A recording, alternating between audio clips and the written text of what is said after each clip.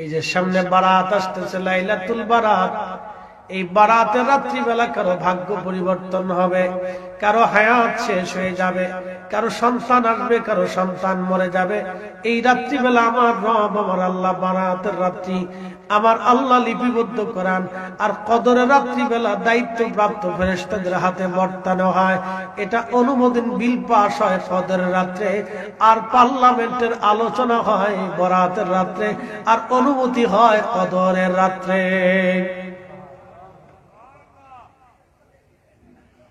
তকদীরের লেখালেখি হয় বরাতের রাত্রে, আর অনুমতি হয় কদরের রাত্রে, বন্টন হয় কদরের রাত্রে। দুটো রাতই খুব গুরুত্বপূর্ণ। যারা বলবে এই রাত্রিবেলা ঘুমান, কোন ইবাদত নেই, বুঝবেন ওটা শয়তান। হ্যাঁ, আসতে বলেন, জোরে বলেন। এটা কি? শয়তান, শয়তান, শয়তান। ও শয়তান টুপি মাথায় দিয়ে শয়তানি করতে আসছে। আজাজিলে কয়, চাচা তুই থাকতে আমার কোনো আর চিন্তা নেই, তোর মতো এরকম দোস্ত আগে ছিল নাকি? এই 1400 বছর পরে তোরা কোথার থেকে আমদানি করলি? 1400 বছর ধরে মুসলমানরা এই রাত্রিবেলা ইবাদত করলো, তো আমার সাথে তোরা বড় শয়তান রে। আসতে বলেন, জোরে বলেন। তোরা আমার চেয়ে বড় শয়তান। তোরা যে কাজ করে দিলি টুপি মাথায় দিয়ে, আমি সারা জীবনে পারছি না সে কাজ। বাংলাদেশের কত মসজিদ যে তালা মারা হবে তার হিসাব নেই। আরে আল্লাহর ঘর মসজিদ যদি বরাতের রাতে তালা মারা হয়, সেই তালা ভেঙে দাও, ওই কমিটি জুতা দিয়ে বাইরে মসজিদ থেকে তাড়ায় দাও। নাফরমান বেদাতের দোহায় অসংখ্য মুসলমানের ঈমানকে নষ্ট করতেছে। বেদাতের দোহাই দিয়ে এই রাতের ক্ষমা থেকে অসংখ্য মুসলমানকে মাহরুম করতেছে বেদাতের দোহাই দিয়ে। শয়তানের চিন্তা করে, বাপ কত বড় সিটার। 9 লক্ষ বছর খোদার ইবাদত করছি, সিটারি করি নেই। আর 60 বছরের জিন্দেগি পেয়ে কত বড় সিটারি শুরু করছে। ওরা আমার ফেল করে দিয়েছে। এই রাত্রের ফজিলত নিয়ে 13টা হাদিস আসছে। জয়ীফ, সহিহ, হাসান দিয়ে 13টা হাদিস। একসাথে বলবেন না মারহাবা? 13 জন সাহাবী থেকে হাদিস বর্ণিত হয়েছে। 13 জন সাহাবী কি মিথ্যা বলতে পারে ভাই? একসাথে বলবেন, কথা বলেন, জোরে বলেন। 13 জন সাহাবী একটা রাতের মর্যাদা নিয়ে বক্তব্য দিল। শয়তানের দল 1450 বছর পরে এসে বেদাতের দোহাই দিয়ে মসজিদ তালা মেরে দিয়ে দিছে। তালা ভেঙে দাও, আর ও কমিটি জুতা দিয়ে বাইরে মসজিদ থেকে তাড়ায় দাও। আসতে বলেন, জোরে বলেন। ওরা আজ পর্যন্ত একটা পতিতালার তালা লাগাইতে পারে নাই, একটা এনজিওর দোকানে তালা মারতে পারে নাই। ওরা খোদার ঘর মসজিদে বরাতের রাতে তালা মারে। ও শয়তান, কথা বলেন ঠিক কিনা? ওরা আল্লাহ মসজিদ তালা দেওয়ার জন্য টেন্ডারই দেয় নাই। এই টেন্ডারে আল্লাহ ওকে দেয় না। এগুলা আসছে মুসলমানদের ভিতর বিভেদ তৈরি করে, অশান্তি, বিশৃঙ্খলা, ফাসাদ সৃষ্টি করার জন্য।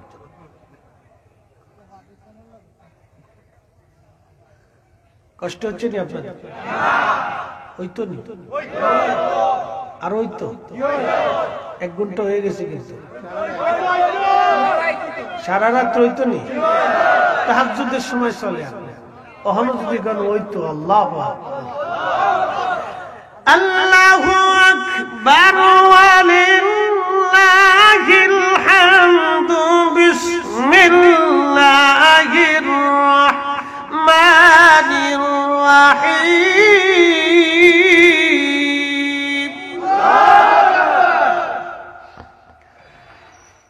ইয়া আইয়ুহাল মুযাম্মিল কুমিল লাইলা ইল্লা ক্বালিলা।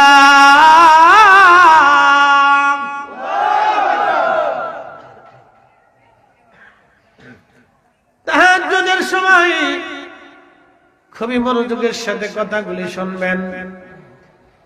আল্লাহ কোরআনে বললেন, ফামাইয়ামাল মিসকালা যাররাতিন খায়রান ইয়ারা ওয়া মাইয়ামাল মিসকালা যাররাতিন শাররান ইয়ারা। এ মানব জাতি, আমার ইমানদার, সামান্য পরিমাণ অনুপরিমাণ নেকের কাজ যদি করো তারও বেনিফিট পেয়ে যাবা, অনুপরিমাণ গুনার কাজ যদি করো তারও প্রতিদান পেয়ে যাবা। গুনার কাজ যত ছোট হোক করব না, নেকের কাজ যত ছোট হোক ছাড়ব না। লাইলাতুল বরাতের রাত্রিবেলা নেক করলে আল্লাহ এই নেকের প্রতিদান দিয়ে দেবে। অতএব বরাতের রাত্রের বরকত আমরা মাহরুম হব না। কথা বলেন না কেন, ঠিক কিনা? বরাতের রাত্রে পটকা ফুটাবো না, এই বরাতের রাত্রে আমরা পটকা ফুটাবো না, এই বরাতের রাত্রে গল্প গুজব আড্ডা দেব না।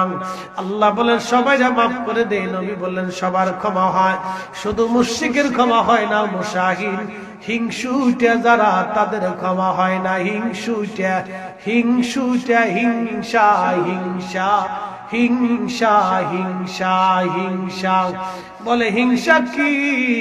একজনের ভালো আরেকজনে দেখতে পারে না। একজন ওই যে দোকানদার চিন্তা করলো ওর দোকান হইলে আমার বেচা কিনা হয় না, একজন অটো ড্রাইভার চিন্তা করলো ওর অটো হইলে আমার ভাড়া কম হয়, একজন সিএনজি ওয়ালা বললো ও আসলে আমার প্যাসেঞ্জার কমে যায়। এইভাবে যারা হিংসা করে আল্লাহ রাসূল বললেন তাদেরকে আল্লাহ ক্ষমা করে না। বেশি পরিমাণে হলো আমাদের দেশের বেডিরা, বেশি পরিমাণে আমাদের দেশের মহিলারা হলো বিরাট বড় হিংসুটা, বিরাট বড় হিংসুটা। কথা কন না কেন?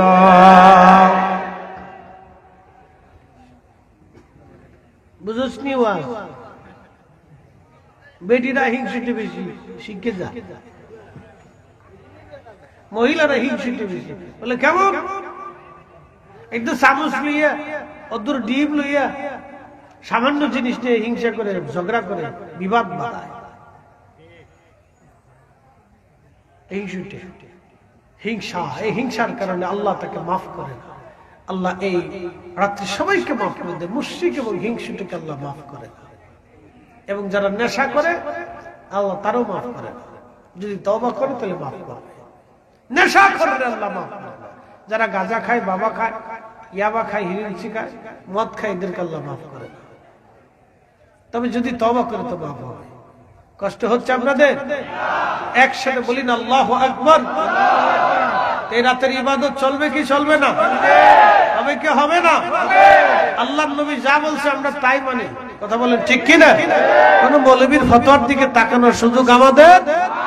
আল্লাহ বলছেন বেনিফিট দিবে, তো এই রাতেও দিবে, এই রাতের পরের রাতেও দিবে। কথা ঠিক আছে না?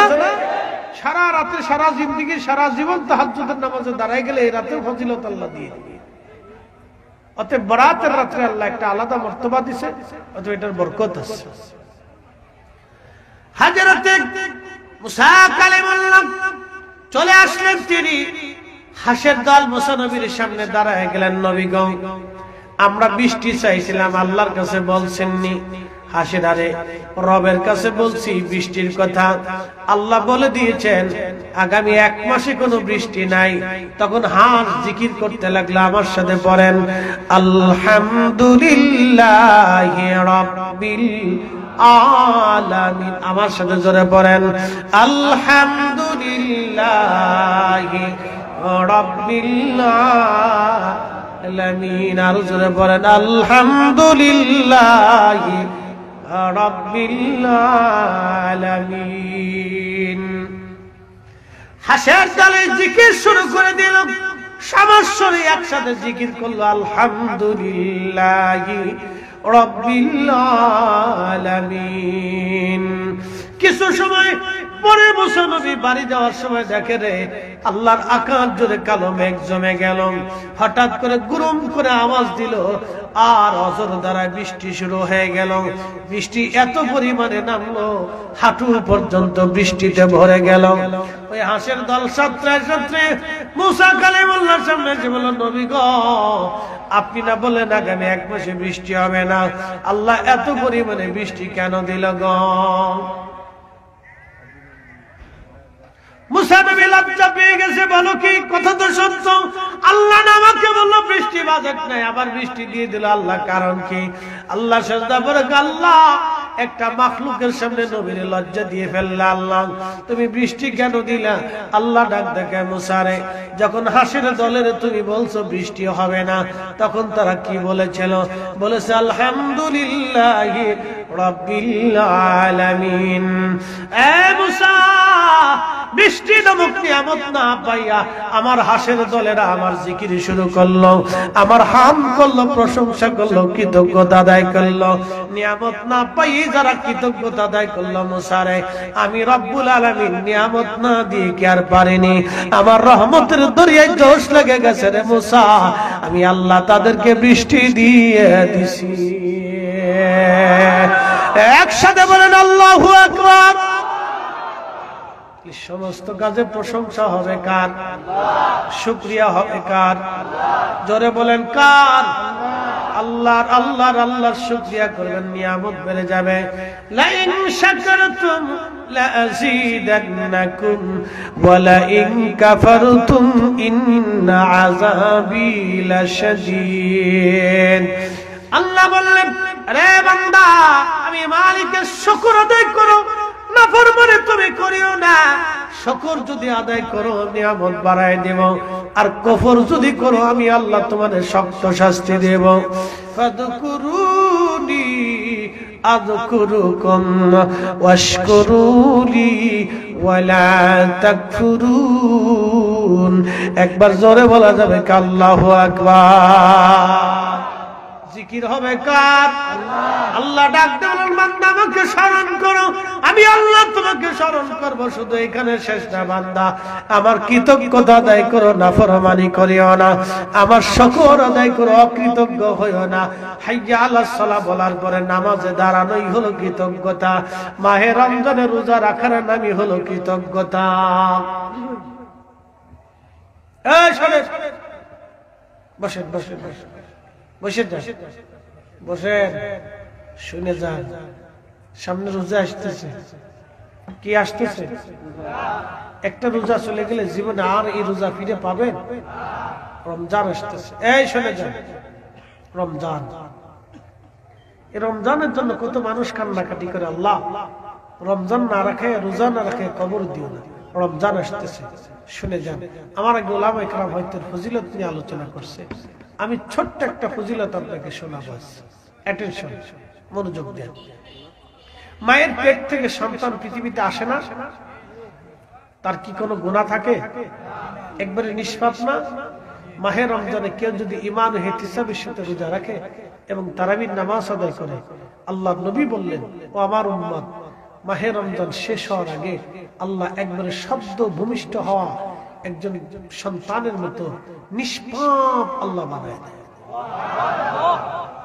নবী বললেন, উম্মত রে, তোমরা মাহে রমজানে তোমার রোজাদার ভাইকে তুমি ইফতার করাও, সম্ভব হলে এক পেয়ালা পানি দিয়ে করাও, যদি তা না পরে একটা খেজুর, তুমি সম্ভব হলে এক পেয়ালা দুধ দিয়ে করাও, যদি তা না পরে একটা খেজুর দিয়ে করাও, যদি তা না পড়ো তাহলে এক পেয়ালা পানি দিয়ে করাও।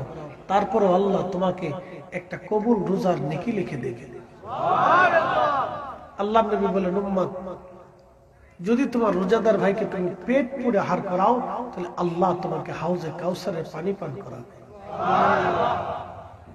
কোন পানি? জোরে বলে।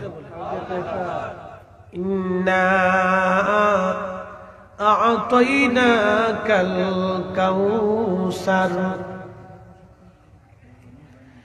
এ বুদ্ধিমন্ত পুরবাসী, হাউজে কাউসারের পানি পান করাবে আল্লাহ যদি রোজাদারকে আপনি পেট ভরে খাবার খাওয়ান, ইফতার করান। খাওয়াবেন, বেশি বেশি খাওয়াবেন রোজাদার।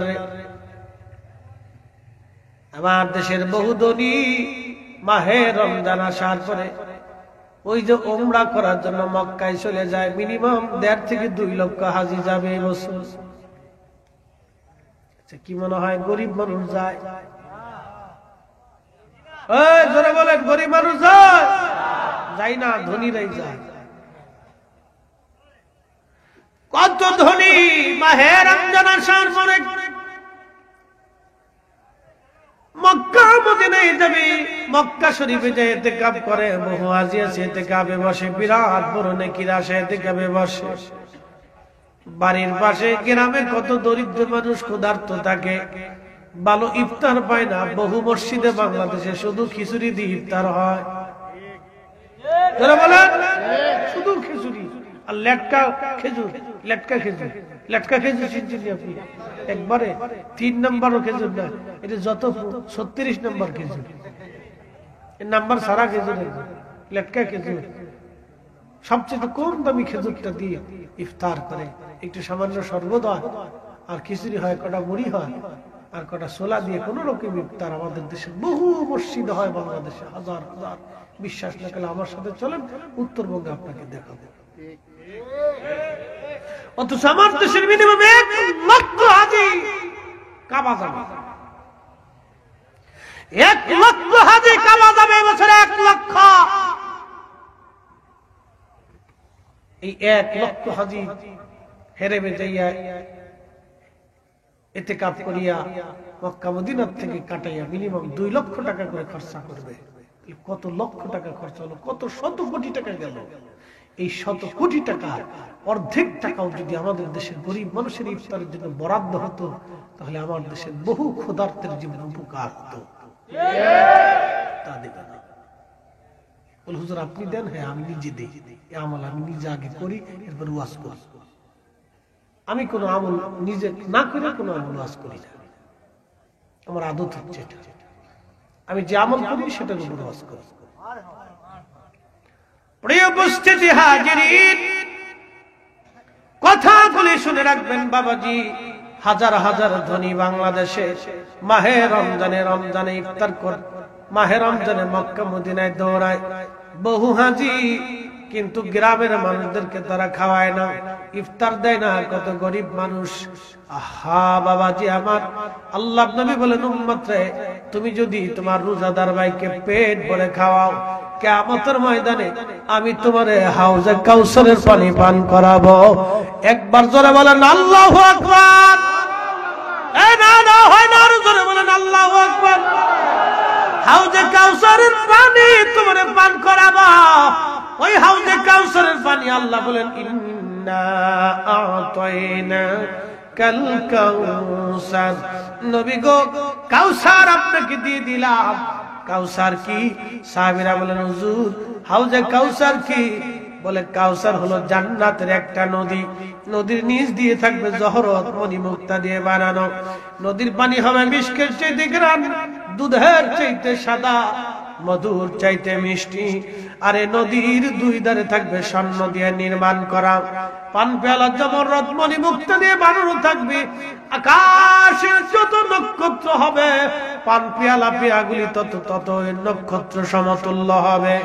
সাহাবীরা এই জান্নাতের নদীটা হাসরের ময়দানে, কিয়ামতের ময়দানে আল্লাহ প্রবাহিত করাবে। সাহাবীরা এই নদীর পাশে পাখি থাকবে এত সুন্দর, যা চোখ কোনোদিন দেখে নাই, হৃদয় কখনো কল্পনা করে নাই। এত সুন্দর। আমি মেরাজের রাত্রিবেলা জান্নাত ঘোরার সময় আমি নবী নিজে হাউজে কাউসারের পানি হাতে হাতে আসছি। এত সুন্দর পানি। সাহাবীরা রে, কিয়ামতের ময়দানে আমি 1 পেয়ালা পানি পান করাবো। বেহেশতে যাওয়ার আগ পর্যন্ত আমার উম্মতের আর কখনো পিপাসা লাগবে না, লাগবে না, লাগবে না, লাগবে না। এই হাউজে কাউসারের পানি যদি পান করতে চান, রোজাদাররে পেট ভরে খাওয়ান, রোজাদাররে পেট ভরে খাওয়ান। আমি এক চাচা হাজিরা বললাম, চাচা কত বছর মক্কায় আসলেন? বলে বাবারা 8 বার হইল। আমি বললাম কাকের 8টা বারে কত খরচ? বলে শাশুড়িনে 20 লক্ষ খরচা হয়ে গেছে। আমি বললাম কাকা বাড়ির পাশে কি সদর হসপিটাল নাই? কয়ে আছে। আমি বললাম কত মা টাকার অভাবে ওষুধ কিনতে পারে না, কত মা টাকার অভাবে ডাক্তার দেখাইতে পারে না, কত বাবা টাকার অভাবে রমজান মাসে খাইতে পারে না, কত বাবা টাকার অভাবে ইফতার ভালো করতে পারে না। ও বাবারে, আল্লাহ পাওয়ার জন্য মক্কা মদিনায় বারবার আসলেন গো বাবা, আল্লাহ পাওয়ার জন্য মক্কা মদিনায় বারবার আসছেন। আমি বললাম বাড়ির পাশের অসুস্থ লোকদের যদি চিকিৎসা করাইতেন, গরিব মানুষের ঘরে যদি খাবার পাঠাইতেন, আল্লাহ খোঁজার জন্য মক্কা মদিনায় আসা লাগতো না, আল্লাহ আপনি ঘরের ভিতরে থেকে পেয়ে যাইতেন।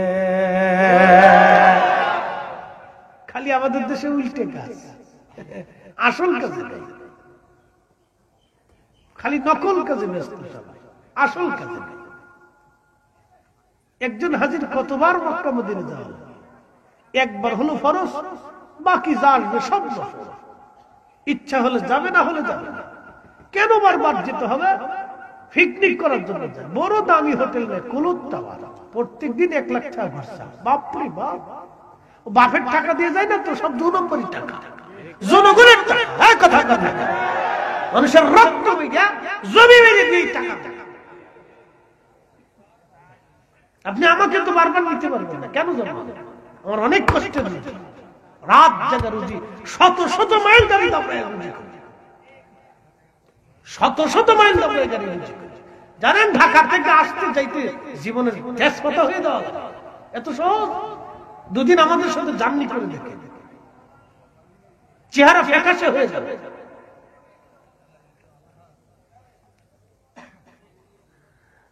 মুসলমান হাজিরিন, কি আর ওয়াজ করবো? ওয়াজ করার মতো তো কিছু নেই। হ্যাঁ বন্ধু, মনোযোগ দিয়ে শুনবেন। ঘটনা একটা বলে আলোচনার শেষের দিকে চলে যাব। পৃথিবী বিখ্যাত একজন ফকিহ, তার নাম আব্দুল্লাহ ইবনে মুবারক রাহিমাহুল্লাহ। আহা, ফিকের এমন কোন কিতাব নাই যে কিতাবে তার নাম না আছে। আব্দুল্লাহ ইবনে মুবারক রাহিমাহুল্লাহ এত বড় আলেম, তিনি হজ করার জন্য রওনা করলেন। নফল হজ, আগে হজ ফরজ করেছেন, নফলটা করার জন্য বের হয়ে গেলেন। বহুদূর যাওয়ার পরে একটা কারিয়ার পাশে খাদেমদেরকে বললেন, বেটারা, উনি অনেক বড় ধনী ছিলেন, পৈতৃক সম্পত্তিগত, উনি অনেক জমিদার ছিলেন, হাজার হাজার কোটি কোটি টাকার সম্পদ ছিল। হজে যাওয়ার সময় অনেক টাকা স্বর্ণ মুদ্রাগুলি নিয়ে যাইতেন, স্বর্ণ মুদ্রা নিয়ে রওনা করতেন। ওনার আদত ছিল মক্কায় যাওয়ার পরে কোন হাজি সম্বল হারাইলে হাজিদেরকে তিনি মক্কা মদিনায় হাজিদেরকে সাহায্য করতেন। সম্বল হারাইলে হযরতে আব্দুল্লাহ ইবনে মুবারক রাহিমাহুল্লাহ, আব্দুল্লাহ ইবনে মুবারক রাহমাতুল্লাহ আলাইহি, উনি রওনা করলেন এক কারিয়া। সন্ধ্যাবেলা মাগরিবের নামাজের আগে তাবু গাড়লেন, রাত্রিবেলা কাটাইলেন তাহাজ্জুদ নামাজ পড়ে, ফজর পড়ে তাসবিহ পড়তেছেন। আব্দুল্লাহ ইবনে মুবারক দেখে রে একটা যুবতী নারী, তার চেহারার মধ্যে কোনো যৌবনের চিহ্ন নাই, চামড়াগুলি ঘুষি একবারে শুকিয়ে হাড়ের সাথে মিশে গেছে। মেয়েটা খুবই অসুস্থ, মেয়েটা খুবই দুর্বল, হীন ক্ষীণ। তার চেহারার দিকে তাকালে বোঝা যায় তারা অনেক ক্ষুধার্ত। এই যুবতী মেয়েটা একটা মরা মুরগি নিয়ে হেঁটে হেঁটে যাচ্ছে। আব্দুল্লাহ ইবনে মুবারক বললেন খাদেমকে, বেটারে, ওই মেয়েটাকে ডাকো। এমন একটা যুবতী নারী, তারা হাল একদিন কেন জিজ্ঞাসা করে দেখি। মেয়েটা কাছে আসার বলে বলল, মা, তোমরা কি হিন্দু, তোমরা কি খ্রিস্টান না মুসলমান? মেয়েটা ডাক দিয়ে বলল, হুজুর, আমরা মুসলমান। তো মুসলমান তো তুমি কি জানো না মুসলমানের জন্য মরা মুরগি হারাম? এ মা, তুমি কি জানো না মরা মুরগি হারাম? মেয়েটা চোখের পানি ছেড়ে দিয়ে বলল, হুজুর, আমরা জানি মরা জিনিস হারাম, তাহলে কেন মরা মুরগি নিয়ে যাচ্ছ গো মা? বলে, হুজুর, এই অঞ্চল মুসলমান অঞ্চল, চারিপাশে কাফের, কাফেররা আমাদের পুরো অঞ্চলটাকে ঘিরে রাখছে, কোন পণ্য সামগ্রী ভিতরে আসতে দেয় না, আমাদের পণ্য সামগ্রী বাহিরে যেতে দেয় না। যোগাযোগ বিচ্ছিন্ন হয়ে যাওয়ার কারণে আমাদের বড় অভাব হয়ে গেছে, ব্যবসা বাণিজ্য তারা আমাদের সাথে করে না, লেনদেন তারা বন্ধ করে দিয়েছে। এতটা অভাব আমাদের এসেছে, আজকে 7 দিন আমার ঘরের মধ্যে কোনো খাবার নাই। আমার বৃদ্ধ মা আর বাবা একেবারে ক্ষুধার্ত হয়ে বিছানায় পড়ে গেছে। আমার ছোট্ট ভাইটা 7 দিন বিছানা থেকে উঠতে পারে না। আমি বড় কষ্ট করে, অনেক বড় কষ্ট নিয়ে আমি ধীরে ধীরে এসে দেখলাম, দেখি কোনো কিছু পাওয়া যায় কিনা। হুজুর, রাস্তার পাশে মরা মুরগি নিয়ে পেয়ে যাচ্ছি, দেখি কোন রকম জ্বালায় আগুন জ্বালাইয়া পানি দিয়ে সিদ্ধ করে যদি তাদের মুখে দিতে পারি, একটু যদি দাঁড়াইতে পারে তাও সম্ভব। আমি জানি মরা মুরগি খাওয়া হারাম, কিন্তু জীবন বাঁচে না, কি করব আমরা? হুজুর বলেন, বড় কঠিন কষ্টের মধ্যে পড়ে গেছি। কথাগুলি শুনি আব্দুল্লাহ ইবনে মুবারক চোখের পানি ছেড়ে দিয়ে খাদেমকে বললেন, বেটারে কি পরিমাণে সম্পদ আছে? বলে, হুজুর প্রচুর পরিমাণে স্বর্ণ মুদ্রা আছে। আমার বাড়ি যেতে কত দিনার লাগবে? বাড়ি ফেরত যেতে যে পরিমাণ দিরহাম প্রয়োজন এক পাশে রেখে দিয়ে বাকি দিরহামগুলি মুসলিম এলাকার ভিতরে দান করে দিয়ে যাও। সবাইকে ডাকো, মক্কা মদিনায় যাওয়া লাগবে না, আল্লাহর ঘরে যে আল্লাহ তালাশ করা লাগবে না, আমি গ্রাম থেকে আল্লাহ তালাশ করে ফিরে চলে যাব।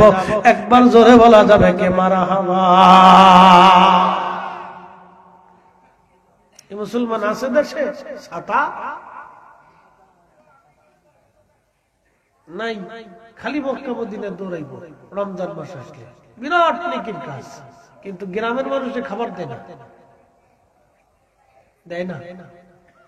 আমি এক ভদ্রলোক, আমার ঢাকাতে আল্লাহ মাফ করুক, বহু সম্পদের মালিক, 35 না 52টা বাড়ি আছে। বললো, চাচা মসজিদে একদিন ইফতার দিয়ে যান কয়েকদিনের জন্য, ওমরাই যাবে। তো যা দিছে ওইটার বলার দরকার নেই, আর যেটা বদ দিছে এটার বলার দরকার নেই, যা দিছে তো দিছে। বুঝতে পারছো? আল্লাহ বলেন, আমার একজন রোজাদারকে যদি তুমি পেট ভরে খাওয়াইতে পারো, হাউজে কাউসারে তোমাকে পানি পান করাবো। একসাথে বলেন আল্লাহু আকবার। হাউজে কাউসারে তোমার পানি পান করাবো। আল্লাহ রাসূল বলে দিলেন, যাও পানি পান করো। ইফতার করাবেন ইনশাআল্লাহ? জোরে বলেন ইনশাআল্লাহ। আর একটু জোরে বলেন ইনশাআল্লাহ। একজনকে খাওয়াইলে কয় রোজার সওয়াব? এক রোজার সওয়াব। এক রোজাদারের জন্য কয় রোজার সওয়াব? জোরে বলেন, এক রোজার সওয়াব। একসাথে করলাম মারহাবা। কয় রোজার সওয়াব? এক রোজা। এক রোজাদারকে খাওয়াইলে এক রোজার সওয়াব। 100 রোজাদারকে খাওয়াইলে 100 রোজার সওয়াব। 1000 রোজাদারকে খাওয়াইলে 1000 রোজার সওয়াব। রোজা হোক বা না হোক নেকি হয়ে যাবে যদি ইফতার হালাল হয়।